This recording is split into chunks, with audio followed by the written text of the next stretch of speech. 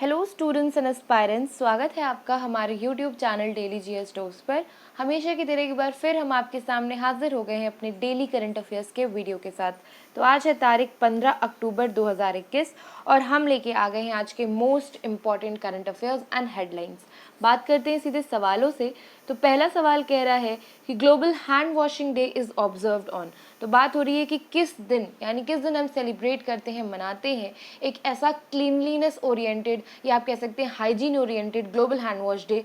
तो बात करते हैं इसके आंसर की। ये सेलिब्रेट किया जाएगा आज, यानी 15 अक्टूबर के दिन हम मनाएंगे ग्लोबल हैंड वॉशिंग डे। बात करें इस बार की थीम क्या रहेगी 2021 में, तो इस बार इस इम्पॉर्टेंट इंटरनेशनल डे की जो थीम है वो है our future is at our hands, let's move forward together. यानी बात करी जा रही है कि हम कामना करते हैं एक साफ स्वच्छ भविष्य की जो हमारे ही स्वच्छ हाथों से होकर गुजरता है। तो let's take a bold step, let's move forward together and keep our future bright and clean as well as with our hands. तो बात हो रही है कि कैसे ये जो क्लीनलीनेस ओरिएंटेड हैबिटेट्स होते हैं वो चीज़ें अफेक्ट करती हैं इन फ्यूचर एज वेल। तो हमने बात करी कि इस बार की थीम क्या है, ग्लोबल हैंड वॉशिंग डे की। बात करते हैं अगले सवाल की। तो अगला सवाल कह रहा है कि व्हाट इज़ द जीडीपी और what will be the GDP of India in 2021 and 2022 as per International Monetary Fund IMF. तो बात हो रही है कि आईएमएफ ने क्या सजेस्ट की है इंडिया की GDP for the financial year 2021 and 2022। तो जो एज पर सजेस्टेड जीडीपी है ग्रोथ अकॉर्डिंग टू आईएमएफ वो है 9.5%, यानी 9.5% एस्टिमेटेड जीडीपी ग्रोथ जो है वो सजेस्ट की है, एस्टिमेट किया है आईएमएफ ने। बात करें कि अगर ऐसा सवाल आपके साथ सामने आ जाए कि वर्ल्ड बैंक ने इंडिया की GDP for financial year 2021 and 2022 कितनी सजेस्ट की है या कितनी एस्टिमेट की है, तो उसका आंसर होगा 8.3%, यानी 8.3% जो है वो इंडिया की सजेस्टेड जीडीपी है by World Bank. These questions can be asked very frequently in the upcoming papers. Moving on to next question.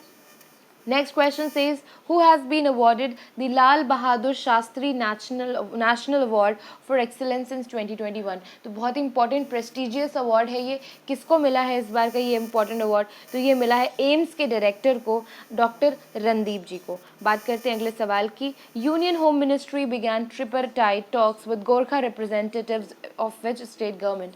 And मतलब बात हो रही है कि गोरखा एक कह सकते हैं एक मिलिट्री का अपने आप में एक रिजीम है, गोरखा रिजीम। बात करें गोरखा रिप्रेजेंटेटिव्स की तो उनके साथ जो है यूनियन होम मिनिस्ट्री ने अपनी ट्रिपरटाइट यानी लीगल जो कह सकते हैं डॉक्यूमेंटेड टॉक्स हैं वो शुरू कर दी हैं। एंड बेसिकली किस स्टेट गवर्नमेंट से ओरिएंटेड है ये सवाल में ये पूछ रहा है। तो यहाँ पे जिस स्टेट की बात हो रही है वो है West Bengal. Basically union ministry has started tripartite talks with Gorkha representatives and the state government of West Bengal. Moving on to the next question.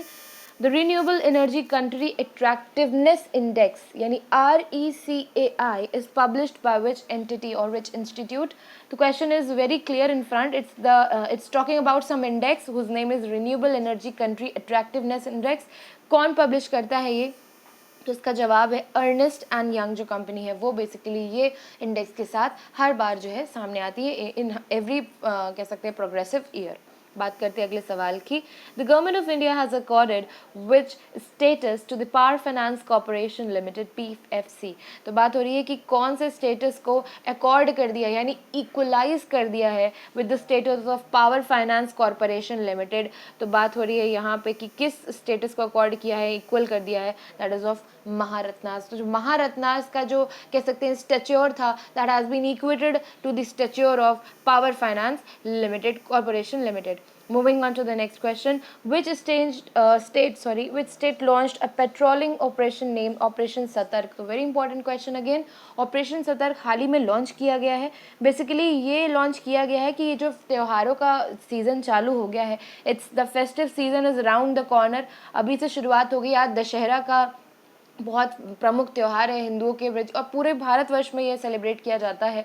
बात करें कि कल महानवमी थी, तो इस तरह से ये एक फेस्टिव सीजन की शुरुआत हो गई है और इसी तरह से क्राइम्स का भी जो रेट होता है वो फेस्टिव सीजन के दौरान बहुत बढ़ जाता है। तो इस तरह के जो क्राइम्स हैं उनको प्रिवेंट करने के लिए, उनको कॉम्बैट करने के लिए, कम करने के लिए और पब्लिक स्पेसेस को और सेफ बनाने के लिए, so that people can travel and they can roam around it any time in a safer situation. तो बेसिकली इन सब पे काम करने के लिए ऑपरेशन सतर्क जो है वो लॉन्च किया गया है। बात हो रही कि कौन से स्टेट या यूनियन टेरिटरी या केंद्र शासित प्रदेश ने ये लॉन्च किया है, तो बात हो रही है दिल्ली गवर्नमेंट ने, यानी न्यू दिल्ली ने ये लॉन्च किया है ऑपरेशन सतर्क।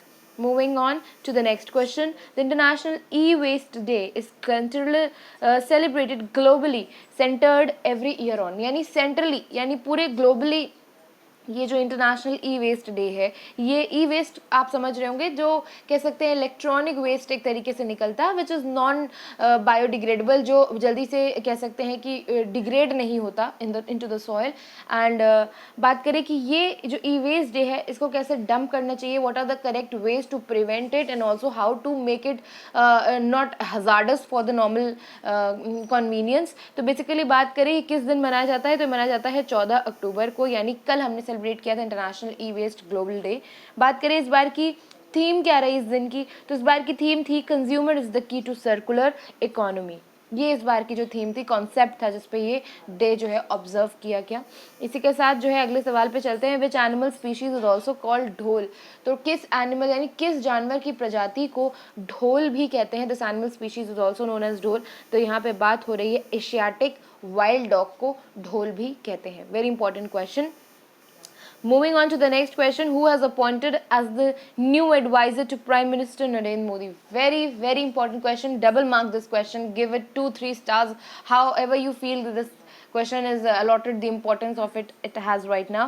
तो बात हो रही है कि नए एडवाइजर जो है प्राइम मिनिस्टर नरेंद्र मोदी के, वो जो है अपॉइंट कर दिए गए हैं। He will be the new senior adviser and he will be advising in like every decision the respected प्रधानमंत्री जो हमारे पीएम नरेंद्र मोदी हैं वो लेंगे। तो बात करें कौन है, उनका क्या नाम है, this question is a must I tell you in the upcoming papers. तो इनका नाम जो है वो है Amit Khare ji. Quite similar to the meaning, I mean quite similar to the name of Amit Shah ji. You can easily remember his name. The new advisor to PM Narendra Modi is Amit Khare. Moving on to the next question, who has recently become the youngest player in the world to score an ODI century? तो one day international की एक दिन की century में सबसे youngest यानी सबसे छोटे खिलाड़ी, सबसे कम उम्र के खिलाड़ी कौन बन गए, उनका नाम पूछ रहा है। तो उनका जो नाम है वो है एमी हंटर। एमी हंटर जो है, he is the youngest player to score a century, to score 100 runs in an ODI cricket match। बात करते हैं कि हमारे डेली करंट अफेयर्स जो हैं उनका आज खात्मा हो गया है। हम लेके आए आपके पास most important headlines in current affairs of 15 October 2021।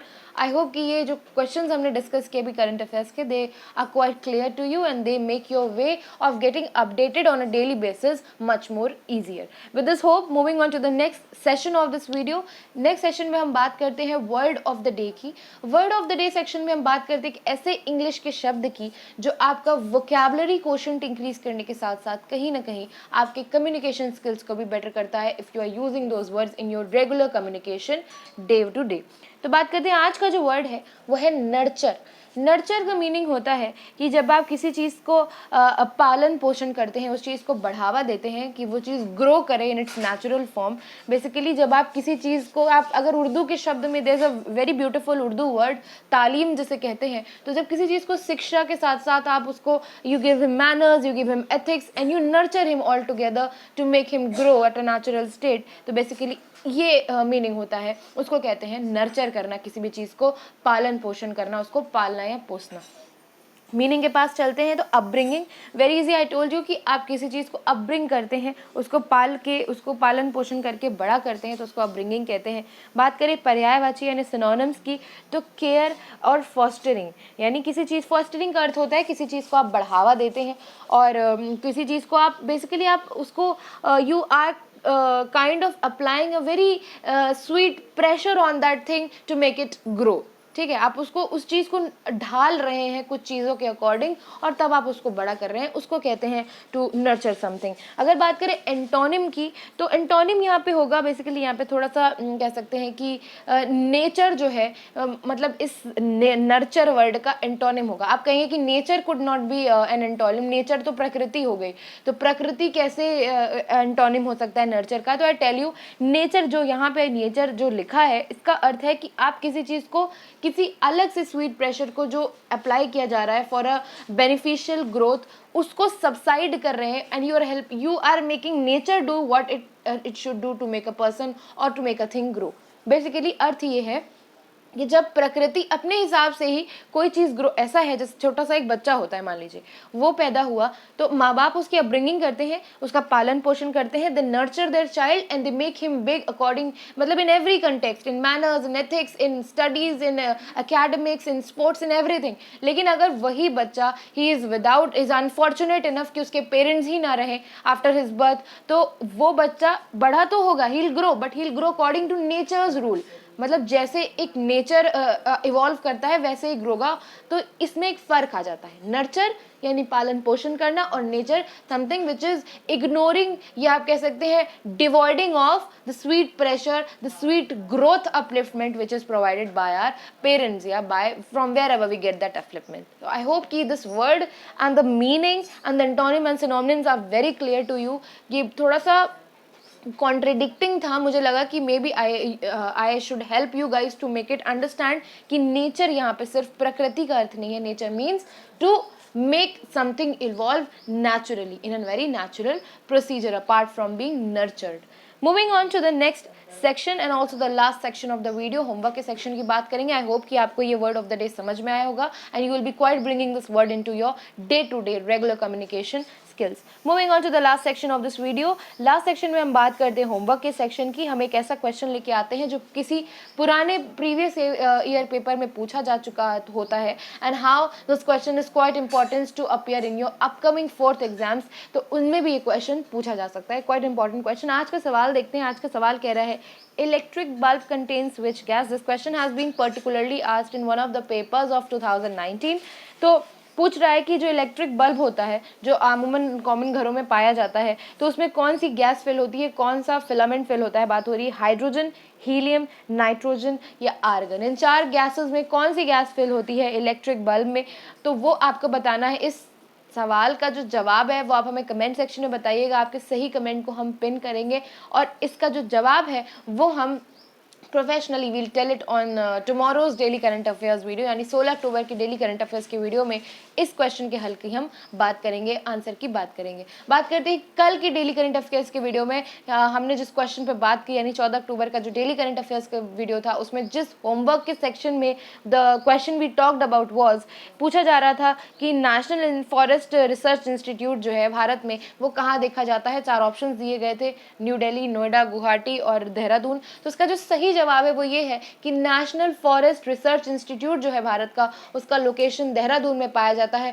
All those people who commented the right answer in comment section, it's a good thumbs up to you. आपको आंसर पता था, it's a very good gesture. आप हमारे questions को सुनते हैं, समझते हैं और उसका अच्छा सा रिप्लाई देते हैं, इसका करेक्ट रिप्लाई देते हैं, which means so much to you.